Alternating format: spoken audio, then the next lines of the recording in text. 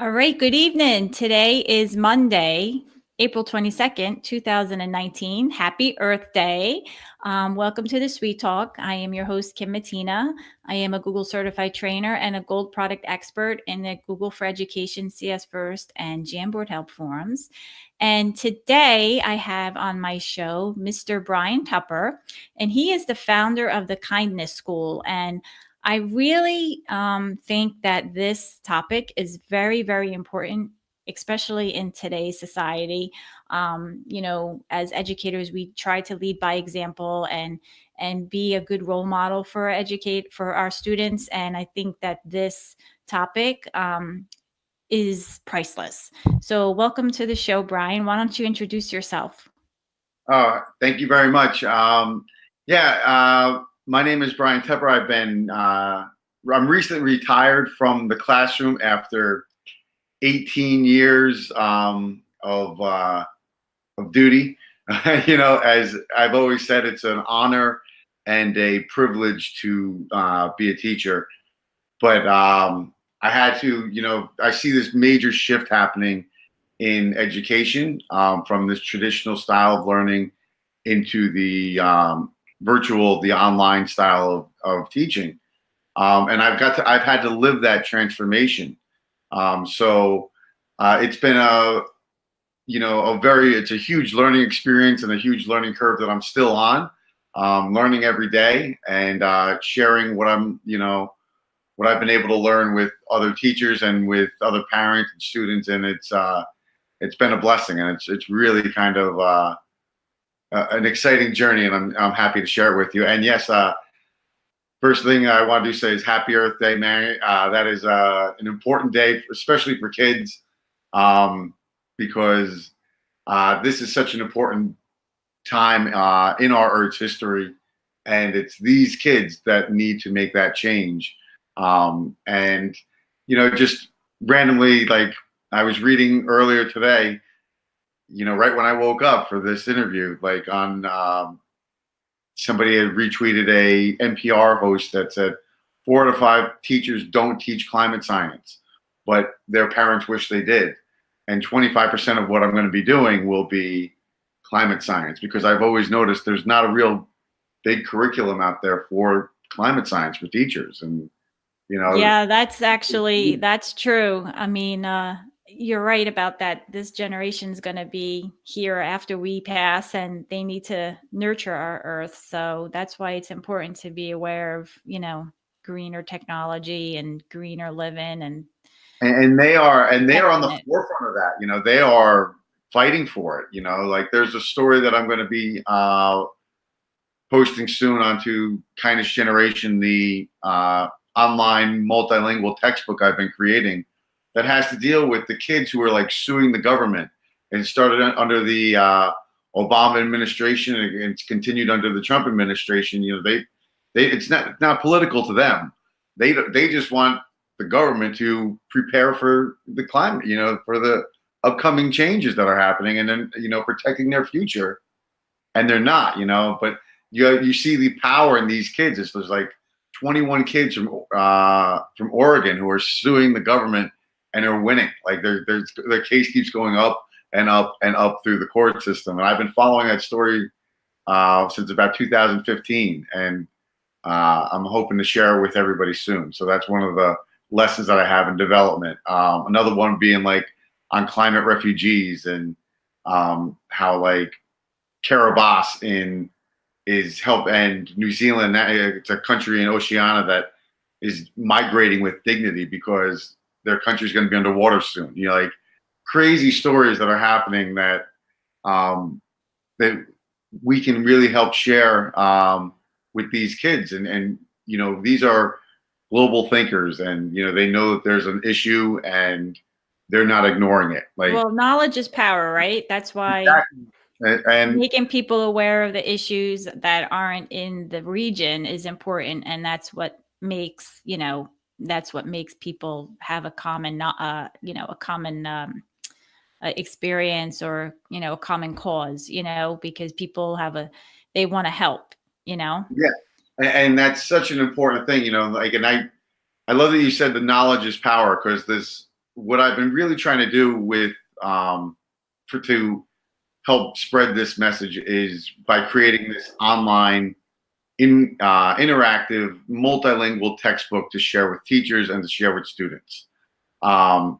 And basically what I've done is I've taken, I'm trying to make a living textbook and find out what students want to learn about and find out what parents want us to teach about and find out what teachers want us to create lessons for, relevant stories that are in the news, and put them under 4 thematic units. And the first thematic unit that I created was knowledge is power, because it's part of the acronym KIND. So the K is the knowledge is power.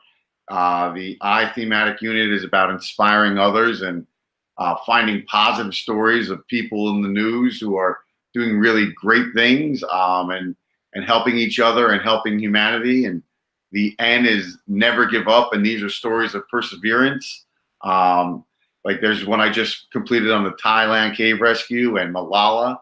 And then the D is diversity is strength, and where we look at stories from around the world and how diversity makes us stronger, not weaker. So, I mean, it's I love that acronym. I just wrote it down. I love it. That's awesome. I really like that. I like how it lines up with what your cause is. So why don't you tell us a little bit more about the kindness generation? Like what do you do? Because obviously from your name, you're trying to promote kindness and empathy, and I think this generation, like I'm in middle school, and I know middle school students can be challenging sometimes, and it's hard to reach certain students. So the kind generation is what it says and what it means, I'm assuming, right? So it was named after. Tell us what your mission is. Okay, to give a brief history of what I've done in the classroom, I started out teaching in rural Northeast Florida, and then I moved to teach middle school in inner city of Jacksonville. Then, frustrated with the public education system, especially in Florida, I needed a change, and I packed everything up and went to South Korea, and taught in South Korea for 5 years, where I was an international Teacher of the Year finalist and a 2-time faculty global leader in South Korea, and then moved to Azerbaijan to see what it was like in that part of the world. And that was a learning experience, and it was the frustrations that I saw throughout every stage of my career were there. And the frustrations didn't come from the students, it came from the systems. We as a teacher, you've sat through many PD and learned the same thing over and over and over again, just packaged a different way. And it's like, okay, when are things going to change? When are we going to start shifting, making that digital shift? Because the technology is there, the tools are there for us to use, but teachers have a hard time navigating all these resources. I mean, there's so much out there for teachers to use. Resources are going to be plentiful. And one of the things I'm excited to talk about today is, like, I'm launching my new Teachers Pay Teachers page, which was I'm able to now give teachers an opportunity to purchase these lessons at a fairly reasonable rate, at $1 a month, or if PTAs and teachers do it, or $2 a student per year. I don't think resources should be expensive for teachers. I'm not going for their pocketbook. I'm an empathetic teacher.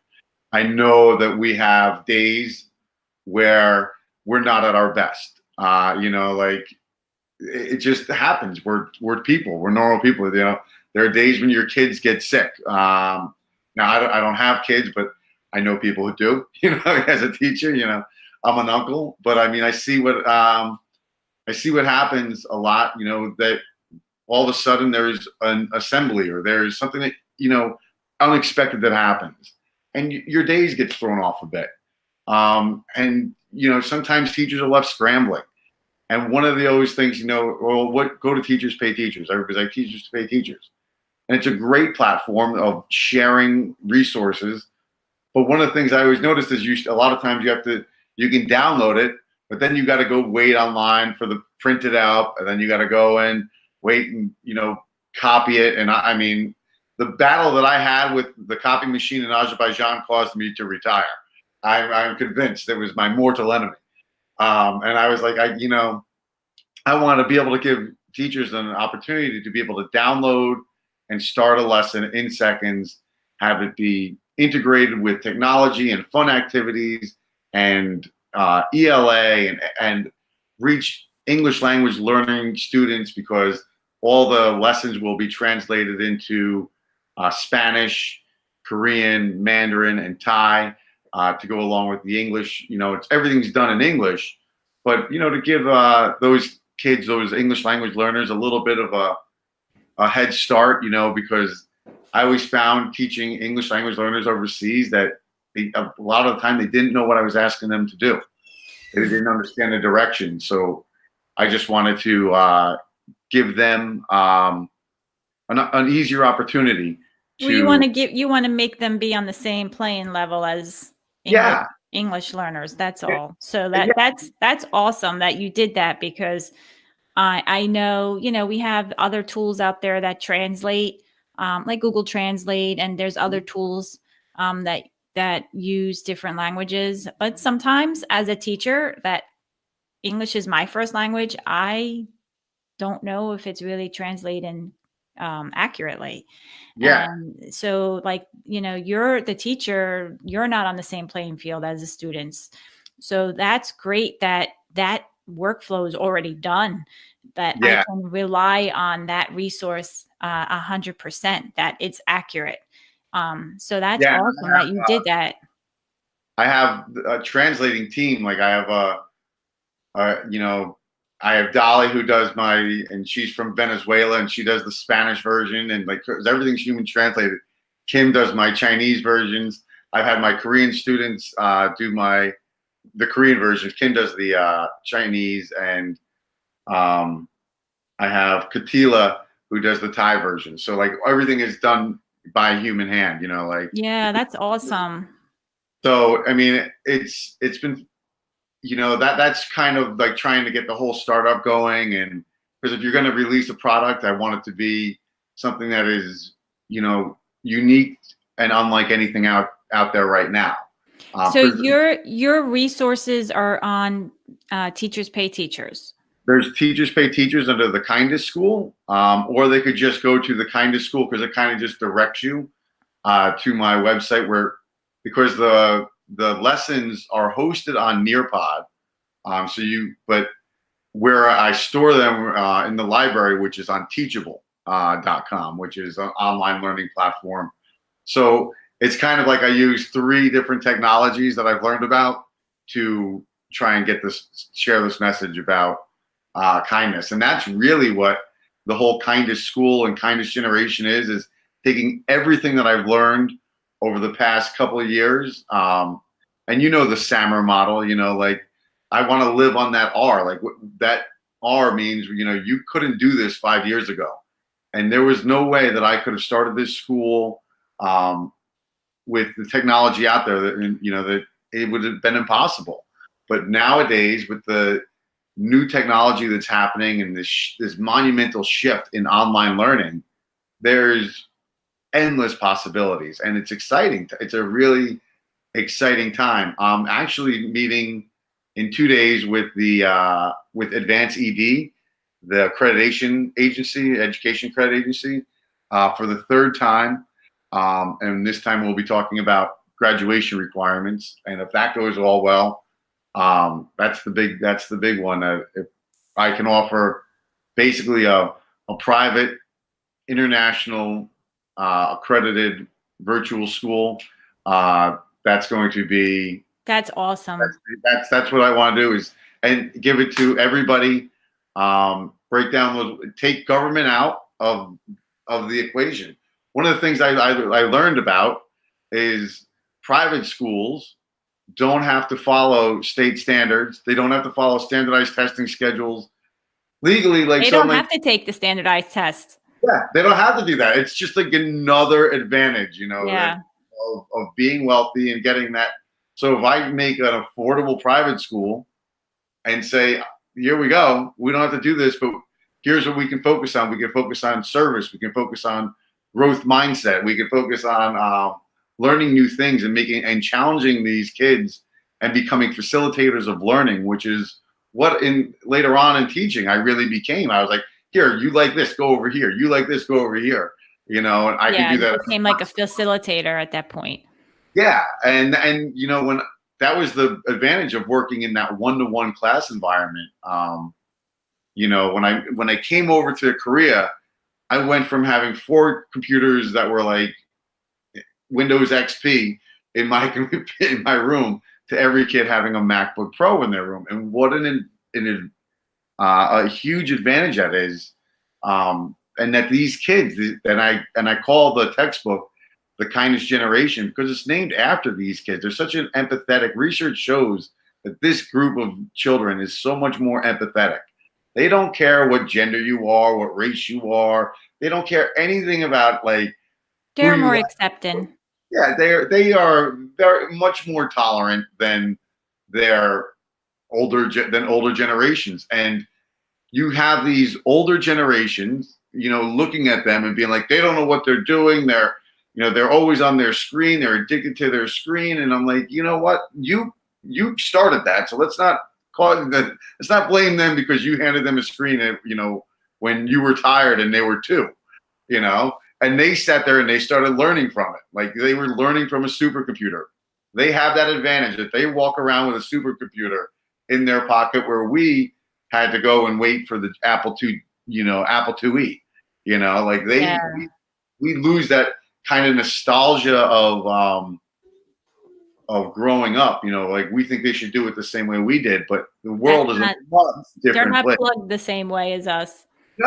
No. And like, even for teachers who taught a long time, like I started in 2000, but in 2004, you had like the iPhone didn't even, the App Store wasn't there. Like, we lived through this transformation of teaching much traditional styles to teaching these kids who aren't really, worried about this. They don't care about it. And that's why it's important, like for educators to have it, like we were talking before we went on air, to have a growth mindset and to evolve, because you don't know what kind of student you're going to be teaching, as far as even, like you said, ELL students, And there's special ed students, like everything, all these students are not on the same level or playing field. And as an educator, we have to do the best we can and at least teach, get to professional development, evolve, have a growth mindset so that we can target the learning goals for the kids, or target, the teaching styles that meet the kids' needs. And that's what it's all about. And so what your school, the kindest school, I have the website here. It's thekindestschool.org. And so just me as an example, I teach technology in middle school, 7th and 8th grade students.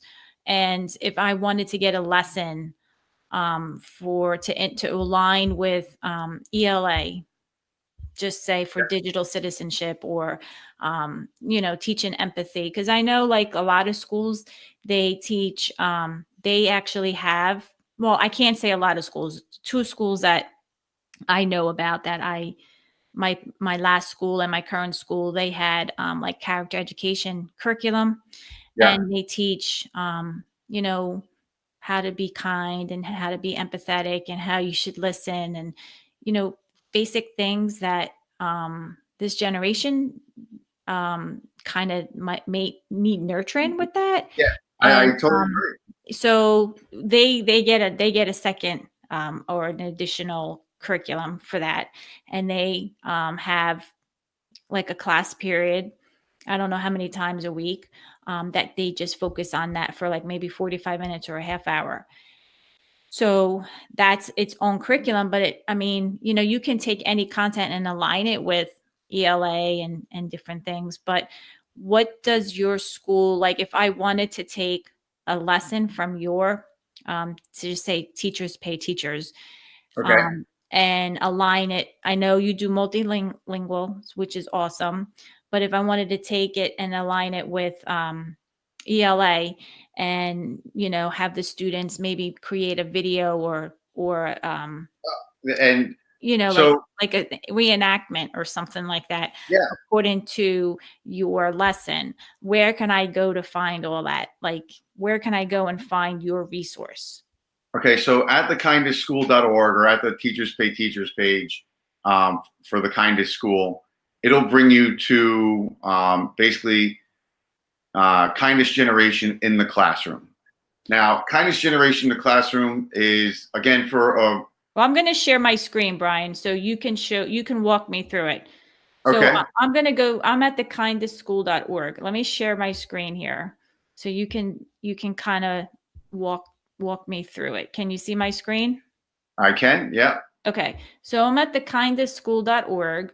And Yeah. as a teacher in ELA in middle school, where would I go to find lessons that I can align with ELA?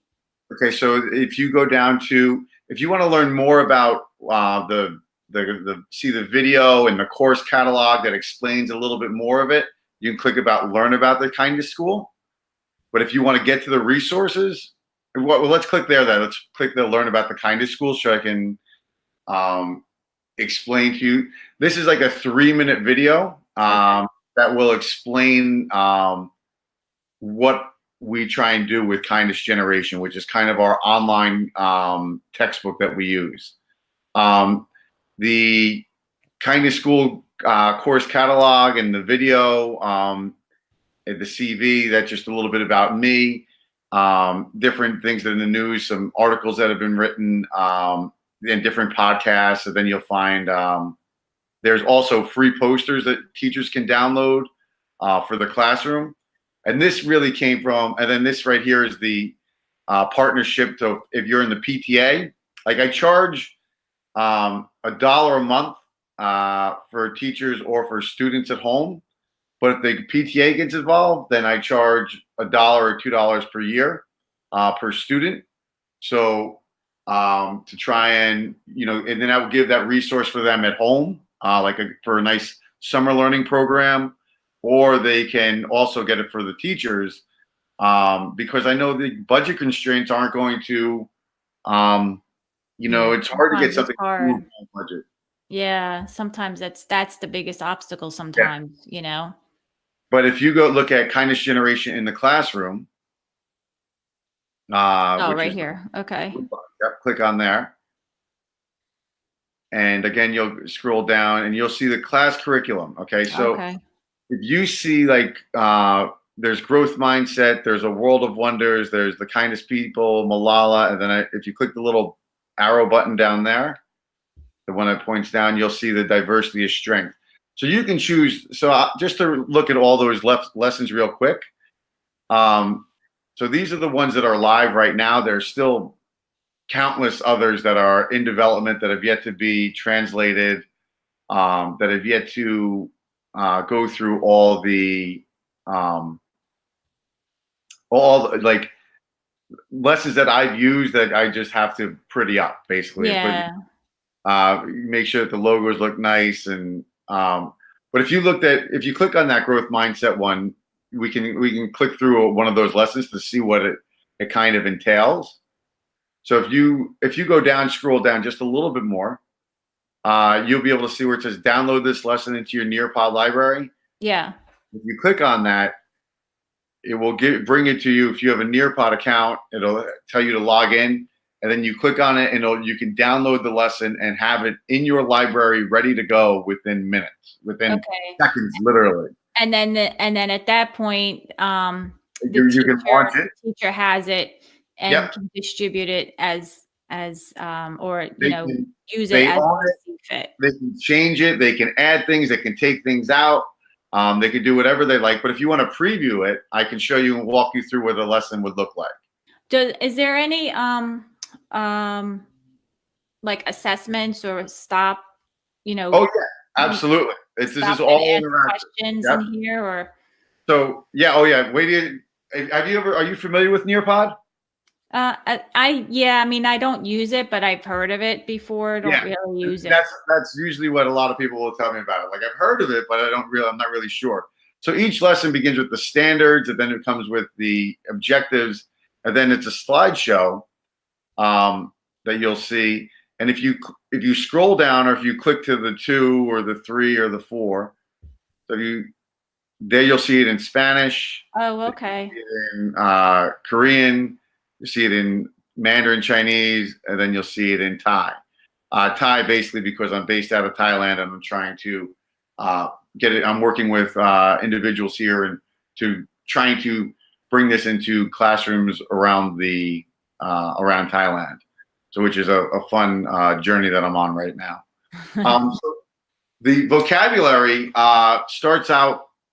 We always try and start out with 6 terms that we'll be dealing with throughout the lesson that kids can go and this is a really great way to start a lesson. Is I put the code up on the board. The kids come in, they open their computer, codes up, and they go right to this page, and they can start being engaged right away in the lesson if they feel like it. You know, if they want to come in and just get to work, they come in, they start working on their vocabulary. They're on Quizlet right away, and then right afterwards, I tell the teachers, I'm like, this is a great time to transition, play Quizlet Live with the kids. They absolutely love Quizlet Live if you've ever done it. They share devices. They break up into teams and have to their answers are on one device, whereas their team has one word or one definition, and only one of their devices has the right one. So they have to work on sharing that. Here, would it be easier if I shared my screen and just walk you quickly through it? You could share it. All right, let me just get to. And did I lose you? No, I just started sharing my screen. So if I get to, where am I at here?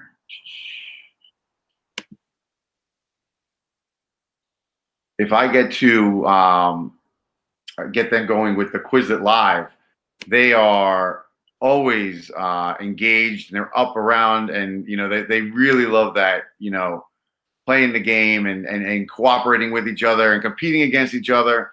And I would just give them the winning team got tickets. They got Kindness Generation member badges, you know, that I would print out. That was the only paper I would ever use in the classroom, was these badges, these tickets that I would use as a reward system. And and these kids are in Azerbaijan with a little bit of technology, and they would just love it. So there goes, so you asked about the other parts of this. So would be like, let's think about things. And then they can see it in the multiple languages, or they can scroll up, they can scroll down. And then it gives them an opportunity to ask them an open-ended question. So what happens with this is a teacher, once the kid types in the code, the teacher controls their device. So it takes away, you know, once you hit this button, you hit the back and forth button, their device follows yours, it mirrors yours. So it'll say, think of something that used to be a challenge to you and explain how you improved. So a teacher, I practiced, you know,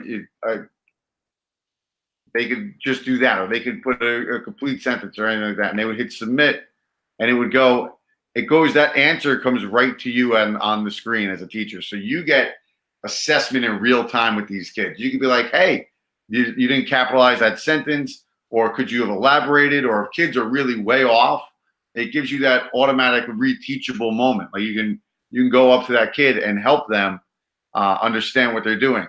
So then here's then every activity, every time we do a transition, we try and tell the kids in their native language what we're going to be doing. And then here's a quick 5-minute video that explains a growth mindset versus a fixed mindset.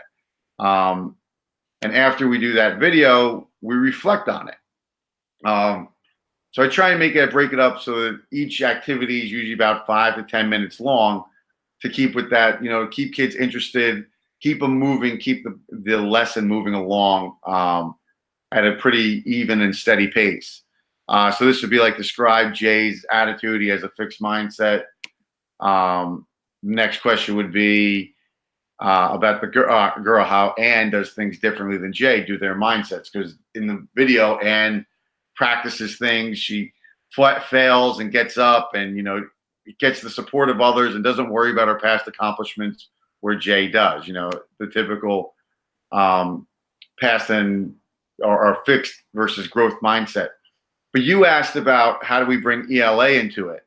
So this is really where I really love the, again, as I said, bringing all these resources together. So that you have Nearpod, you have Quizlet, you have YouTube, you have human people, helping translate these lessons.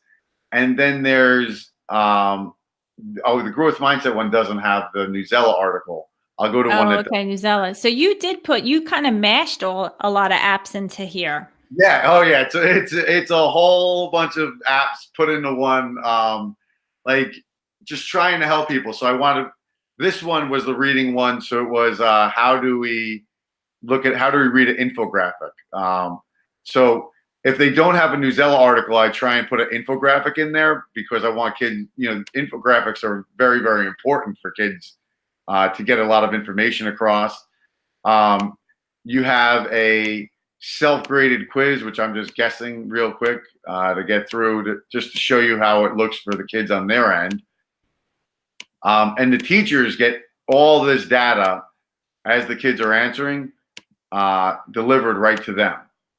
And what really is nice for the kids is they can see, that's not good guessing, right? The kids can go through and look at everything and look at what they got wrong. So if they're doing this version at home, they can go through it and be like, oh, okay, that automatic feedback is so very important for this generation of learners. They don't want to wait until 2 days from now to review a math problem or a problem. This is an instantaneous generation. They're like, give us our answer right now. And the technology allows you to do that. And again, that goes right to the teacher. They get all that data. You continue with the multilingual lessons, and we look at this a draw activity. So it's like, think of a time you faced a difficult challenge. What were you thinking? So were you thinking like, okay, I was learning a new language. Did you think this? You can circle this, or did you think this? You're like, oh yeah, I should do this, So kids, we try and think interactive. Yeah, and so the kids are always like, and they can change the way, and they can type, they can, change the font, and they're like, oh, okay, so let's do this, and easy way. Kids find their own way to do things, like it gives them a little bit of that choice to make it their own, and they definitely take advantage of that. The teacher will get those results right on their screen once they're submitted, and you can share those results with the class to their screen. It's an amazing technology that Nearpod is. It's really done a lot for what we can do. So this is we give examples of a growth mindset. So we talk about what are some things that this person might have done. Oh, this is a person who he was fired from his job for lacking imagination, having no original ideas. And what do you think he might have said? A person who did this, or she might have said, and we find out it was Walt Disney, right? Same thing. We have a kid who was cut from the basketball team. Obviously, most kids, even in Azerbaijan, they're like, that's Michael Jordan. And I was like, okay, you guys heard this one? So, what might he have been thinking if that happens to you? And then the final activity would be about creating, goals in your own personal life and in your own, in your academic life.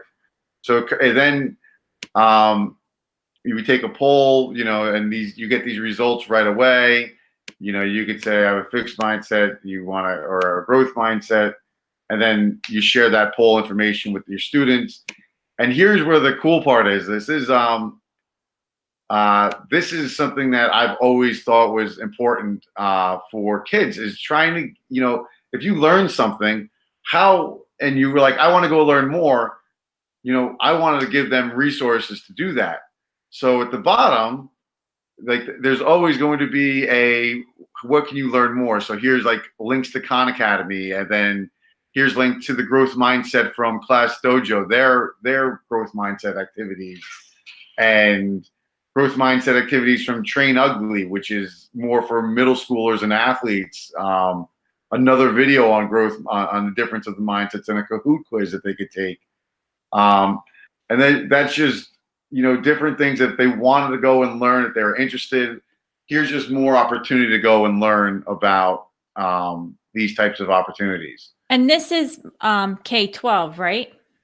It's I'm gonna try and stop share real quick. Can you see me now? I see you. So so that it is K through 12, but really it doesn't go down K. I would say probably about 2 to 3 through 12 because of the Newsela component. Which again, and if you're not familiar with Newsela, or any listener is not, it is basically a reading program.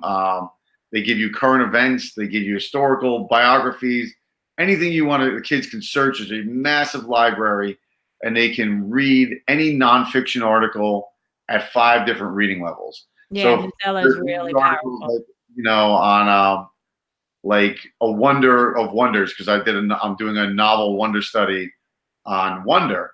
And so to introduce that, I talked about all these different students who have craniofacial differences, like Augie from the book and the movie. And one of the articles you can read about these 2 girls, who saw the movies coming out, were so excited about it. And it was broken down on like a 10th grade level, an 8th grade level, a 6th grade level, 4th grade level, 2nd grade level. So a 2nd grader and a 10th grader. And, as a teacher, in your classroom, you're going to have kids who read at the 8th grade level, and you're going to have kids who read at the 3rd grade level in your class. And how do you, differentiate and keep it all relevant? Well, this allows you to do that. You can read at your level, and they can read at their level, and we'll still be learning about the same thing, but you're going to be able to, have a better chance of understanding and lose that frustration or that boredom because you're reading at your own level. If you can engage kids and get them reading at their level, you're winning in education. Like teaching, you've overcome 2 major battles. Yeah, I totally agree. Newsela is a really great tool. Because it's so good. It's you can still do a lot with the free version as well. I never used the paid version before. I've used the free version, but it's a really great tool. If you're not familiar with it, I would highly recommend. It's a game changer. It really is. And the way I did it, Chris, with the free version, because you get a ton of data with the paid version. I had the paid version when I was in Korea. I had to use the free version when I was in Azerbaijan. We didn't have any resources, So, what was great about learning how to use the free version was all I did was go on. I set goals for them, and it was, if you passed a quiz, then you got credit. We set goals for each student on if they passed with a 75 or 100. If they didn't pass, then they had to. If they got a 0 or 25 or 50. Then I said, go and take the next level down. And you can still get, I don't care what reading level that you're reading at. That's not, this is to give you a baseline. I want you to focus on trying your best and doing your best. If you get things wrong, guess what? It's just a question. It's not going to make or break your grade. Again, it's more about growth mindset than it is about, a grade. And that's part of one of the things that goes into the kind of school is this over infatuation with grades by educators, and the education system. Like grades, as I would tell my kids first day of school, like especially in Korea, where these kids put so much pressure on themselves. Like, suicide rates in Korea are high because of grades, and that's Wow, terrible. that's crazy. Yeah, and I'm like, listen, I tell him like, listen, your That's a grades don't shame. matter. I said, I have been on more interviews than in my life to teach around the world. When I was a teacher in the United States, I was a bartender in multiple places. They're like, you were a bartender? I was like, they didn't pay me anything. I said, you had to have two jobs, you know? And but they would be like, yeah. I'm like, I said, you know what? Nobody ever asked me on any of those interviews what my About your GPA was. grades. Nobody No, ever asked me what I got on social studies test in fifth grade or spelling test in fifth grade. Nobody, because they're no. not that important. And I'm like, what is important is creating good habits, learning that failure is part of the process. And when you're failing, You're that's learning. probably when you're learning the most, Yeah, exactly. And we say that in computer science as well, like failure is a good thing, you know? Oh, yeah. It's a learning opportunity. So, but yeah, I mean, I totally agree. That's a whole nother show. It's a whole Yeah. nother show. Isn't it? Yeah, I mean, yeah, we I don't even want to go there right now because we'd be connected for another hour. Maybe more. Yeah. So, but yeah, no, I totally agree with you. I think that, grades and, there's got to be some accountability, for the students, but, state testing and, Antiquated. tracking and this and that, to me, it just adds a lot of stress and pressure that we don't need to be And doing to our teachers and to the students as well. And it really, administration too, like they get stressed out. They're people too, So I oh mean, yeah, it's unnecessary, but like I said, that's a whole nother show. yeah. One of the things that is important that I always try and do is like to bring all these, and that one with the growth mindset one doesn't have it as the Kahoot, but do you use quizzes?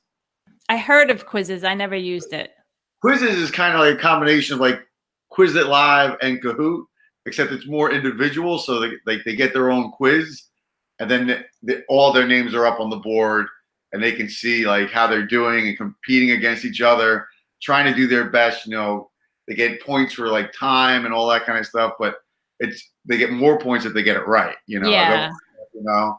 I like So how I like how you took your lessons and you displayed the standards and then the learning goals or the objectives, and then you have the content there, and then and then it's available in all the different languages, which is it's priceless right there. That to me, that's priceless.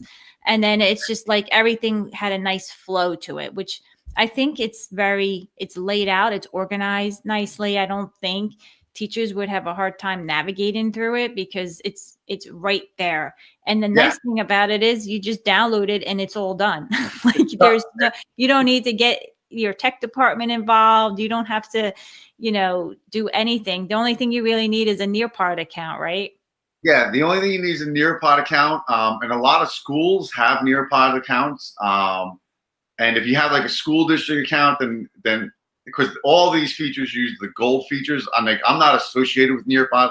I'm a pioneer, which means that they started in 2012, and I found out about them in 2013, and just watched them grow. Like I was working with them, like I was like, this is a game changer, and it really, it transformed how I teach. And it allowed me to actually retire because I was like, I got to the point where I tried things year after year after year with a lot of these lessons. And I was like, this didn't work. Let's try something here. Or if I had a Quizlet, it would be like at the end. And I'm like, that doesn't make any sense. Put it at the beginning, Yeah.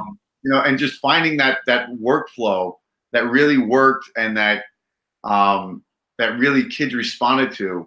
And it really got to a point where the kids knew exactly, okay, what was going to happen. They didn't know exactly what was going to happen next, but they knew, there's definitely going to be a video, to sit there and help them explain, because you have to use all the tools to that's for the visual and the audio learner who has to hear it. And, then there's the reading component. There's the engaging component where kids are moving around, and, it's trying to incorporate as many learning styles, because learning styles, I think, is given way to engagement.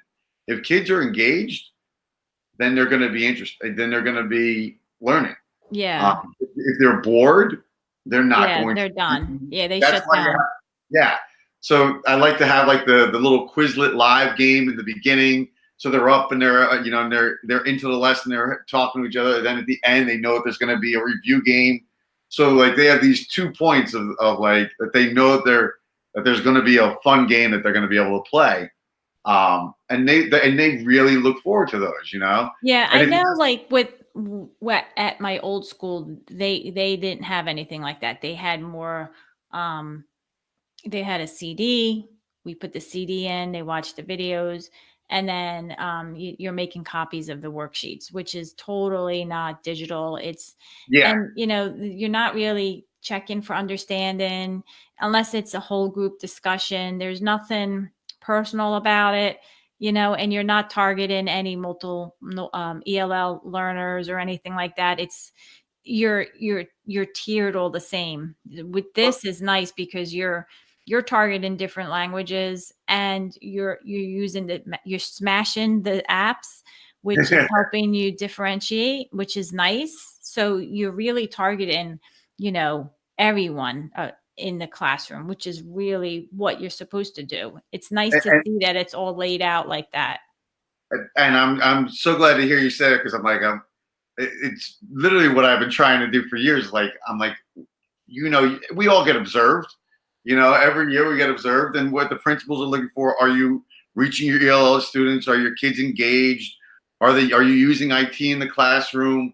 Are you promoting social emotional learning? And that's really where I really love this whole thing about the kindness thing and these 4 thematic units that because you see the word kindest generation and kind, and you can read across the curriculum because there's stories on there about Steph Curry and the work that he did in Africa to help end malaria through his by working with nothing but nets. And then you can read about it in science like about climate change and climate refugees. You can deal with it with the counseling about growth mindset and empathy. You can read about literature like with wonder, and like there's you can read it in pretty much any class that you wanted. And Yeah, align it anywhere.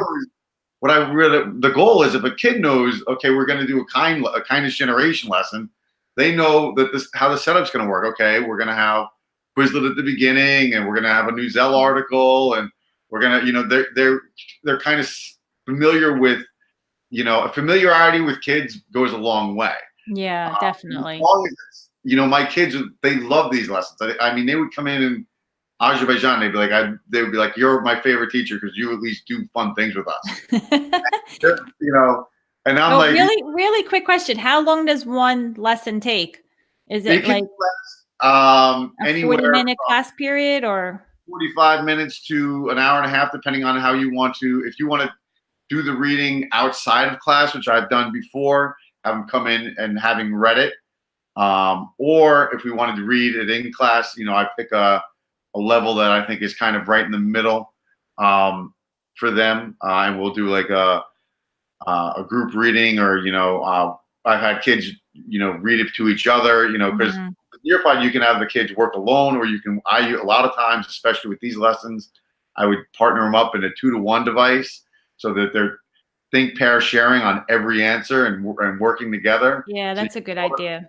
it was really something that was I found really powerful, and that was when they took the 1-to-1 devices away from me. Like I had that luxury when I was in Korea, and I went to a school in Azerbaijan that I had 11 iPads for the grade level, and so I was having to we have to You share. got to work with what you have.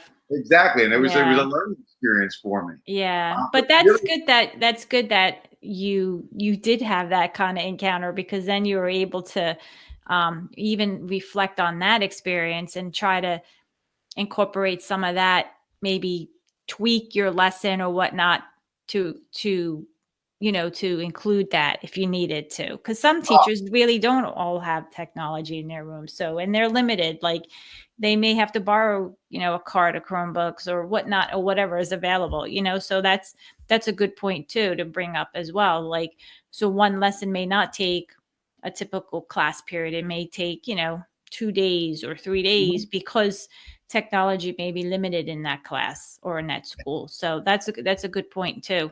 And the other thing that teachers could do is if they wanted to use them as like, here we're going to do an activity here. You could break one of these lessons down throughout a week. Like we're going to do a kindness generation. Mhm. Here we go. On a Monday we're going to do the Quizlet, and then Tuesday morning we're going to watch the video, and on Wednesday we're going to watch, or read the article. Then we're going to take a virtual field trip because that's one of Yeah.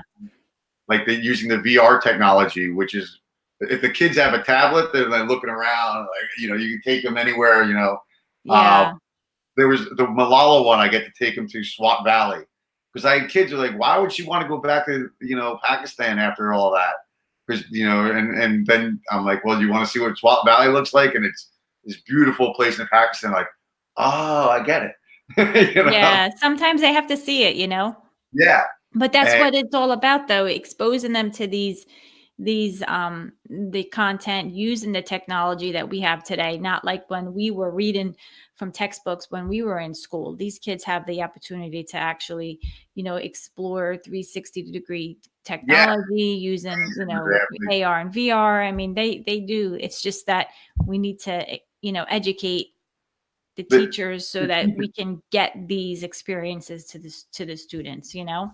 And that's one of the goals is really, as I said, teaching. I built this as much for the students as I did for teach. I didn't even realize it that I was creating it for teachers until like somebody told me. He goes, you should uh, you should try and sell this. And I was like, what do you mean? Like, you should sell it on Teachers Pay Teachers. And I was like, yeah, but like, I didn't know how to do it. It was like, I mean, sounds easy, but Teachers Pay Teachers, usually you download something, you copy it.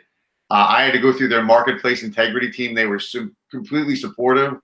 And they were like, yeah, go ahead. And you don't have to sell it from us. You could sell it on your, on Teachable's website. And I was like, great. Like that was really kind, and it was, Yeah, they're paying it forward to you, that's for right. sure. I was like, wow, that's really nice. And to speak about the price point, though, is one of the things that when this was originated, I was we had counseling classes, and we had a counselor come in, and we had our, I was on the curriculum development team, especially for elementary. I helped get Korea International School, Jeju Island. I helped that school get accredited.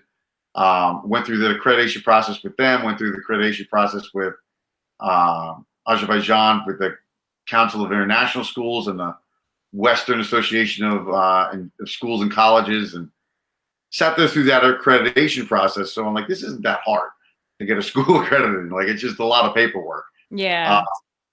But as I was on the committee of the curriculum team, we had to buy a new social emotional learning program. And I looked at, we had a huge budget, and it was like, I mean, I know we had at least, just for the elementary, we had about $4,000 to spend, and we bought junk.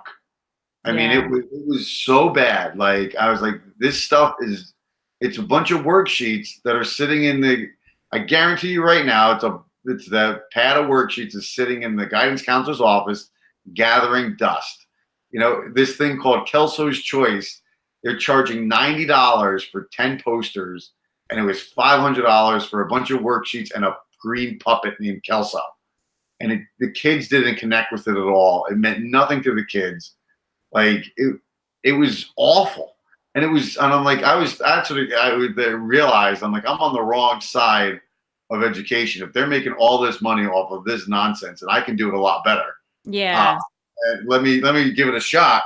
And I really wanted to make it a lot better, and I wanted to give it a lot cheaper. I wanted to give it basically as cheap as I could, and that's why I made it $1 a month for a teacher to download. And it'll be a living, a teacher say, hey, I found this article.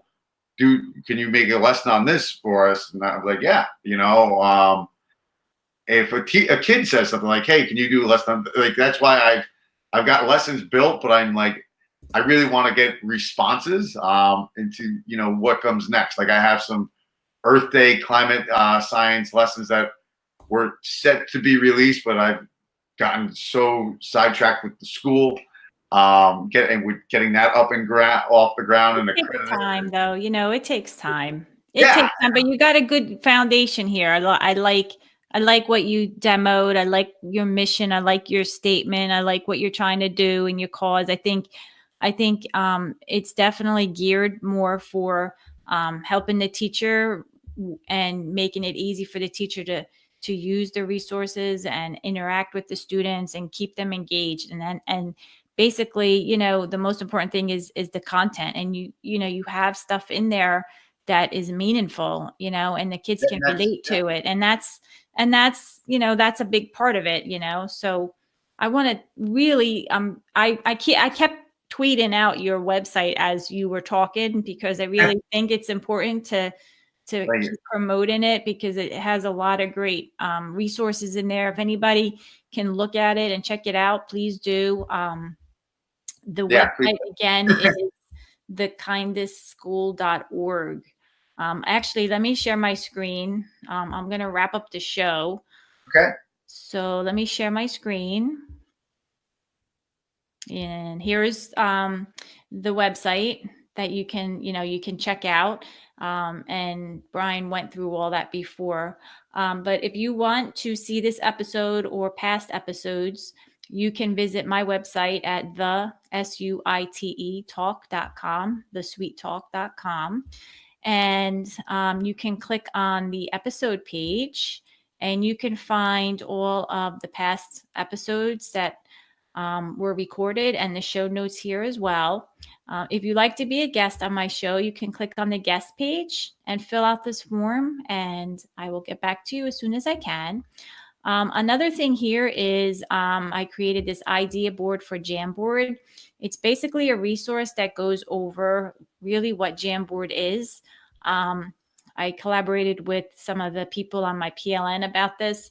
And if you have an idea that you want to share on how you're using Jamboard with your students, please share it with me by filling out this form. But you can certainly go through this. There's a lot of resources here as well. And also, please subscribe. One last thing, subscribe to my YouTube channel, my newsletter, and you can listen to the Sweet Talk on Spotify, Apple Podcasts, Podbean, and Google Play Music. And with that said, I'm going to go back to Brian. And here I am.